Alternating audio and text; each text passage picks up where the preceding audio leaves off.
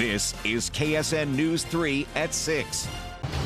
And we are tracking breaking news of this hour. AGCO telling KSN News they are reducing their salaried workforce by about 6% due to a weakening demand in the agriculture industry. The company not saying what locations are being affected. The company is estimating they will spend $150 to $200 million, which includes severance payments and employee benefits. They expect this amount to be spent this year and the first half of 2025. AGCO said this move is not related to the shift in production to Mexico that was announced earlier this month. We are tracking breaking news out of Valley Center. Sedgwick County Dispatch says a child is critically hurt after being hit by a car.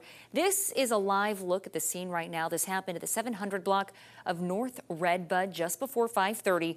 We do have our KSN crews here gathering more information. As we learn more detail, of course, we'll bring that to you on air and online.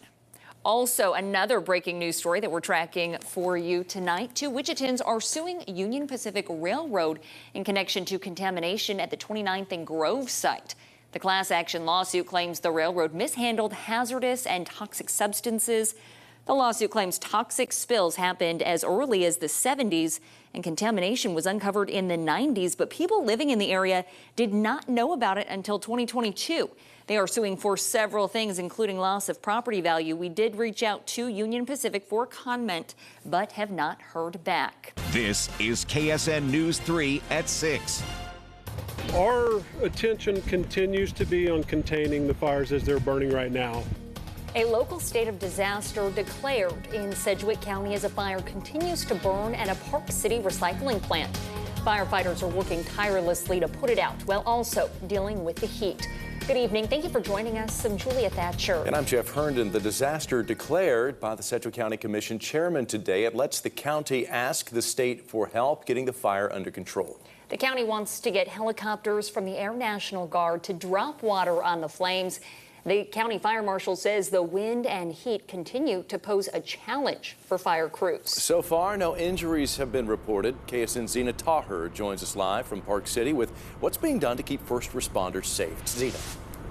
And of course, those dangerously hot temperatures to begin the week, and really across much of Kansas, there's a heat advisory. The Chief Meteorologist Lisa Teachman is back. Are we going to see some relief anytime soon here? Tomorrow night, there's going to be a cold front that's going to drop to the south. But you know what's going to happen with that cold front? We're going to have a wind shift. Okay. So those that are fighting those fires, that's going to be another thing that they're going to have to play into that, along with just how hot and humid it is, along with those gusty winds today. Storms moving into the Sunflower State tonight. This video coming into our newsroom, you can see this landspout. This is near Beloit. Chief Meteorologist Lisa Teachman is now in the Storm Track 3 Weather Center tracking these conditions for us. Lisa? AAA is encouraging Kansans to build their winter emergency kit ahead of the storm, and it should include items like warm clothing and blankets in case you get stranded. A first aid kit should also be in your car in case of an emergency.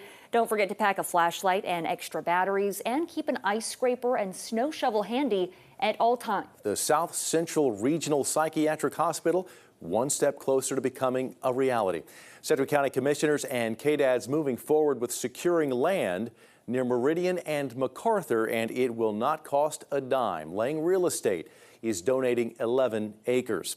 Commissioners say there are several benefits to this location. KSN's Derek Lytle is live with why some say, Derek, this is the perfect fit.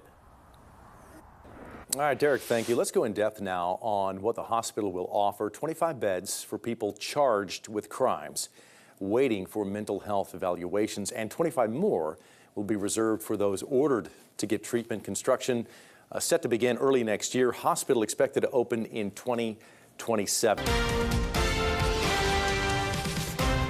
Good evening, and thank you for joining us. I'm Julia Thatcher. And I'm Jeff Herndon. The presidential preference primary is underway. Only the third to happen in Kansas in the last 5 decades. Polls close in less than an hour. And the Secretary of State says he expects only about 125,000 people to cast their vote. He says there are several reasons for low turnout. It's a brand new election that people are not used to voting in. It's only one contest on the ballot, so there's not as much compulsion for people to want to go out and vote. And three, it's in a presidential races that the candidates and the nominees are by and large already decided. This election cost the state about $5 million. Schwab believes the legislature will consider that amount when determining whether to have another presidential preference primary.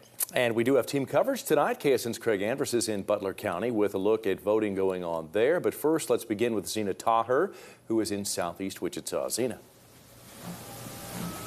Yeah, it's been slow at the polling sites that I've been at today. We've been at this site for about 3 hours now, and there's been several 30-minute stretches with no voters coming in or out. Now I want to check in with KSN's Craig Andrus. He's in Butler County. Craig. Here in Butler County, as you can see behind me, not a big voter turnout. They've only had about 165 here out of more than 8,600 that could vote. So polls are closing within the hour, but there are some voters still out in the parking lot that are coming in now. And at 10 o'clock tonight, I'm going to dive more into the presidential preference primary, who pays for it, and why we do not currently have a caucus system this year, and whether or not it will come back. For now, we're live in Butler County. Craig Andrus, KSN News 3. Craig, thanks. The post-election audit in Sedgwick County expected to take place on Friday. The canvass will begin next Tuesday.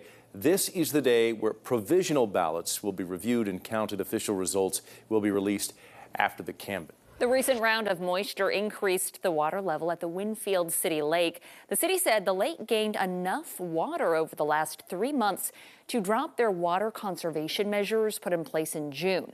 The last time it was full was July of 2022. Who will benefit from our next chance of rain? Chief Meteorologist Lisa Teachman has the answer in your full storm trajectory forecast next. Still to come on KSN News at 6. We're most looking forward to the Chiefs win! Everybody talking about it. Chiefs fans making the trip to Baltimore to support their team. What the diehards had to say before hitting the sky. All right, a beautiful start to the weekend. Thanks for making us a part of your night, and we'll see you back here tonight at 10.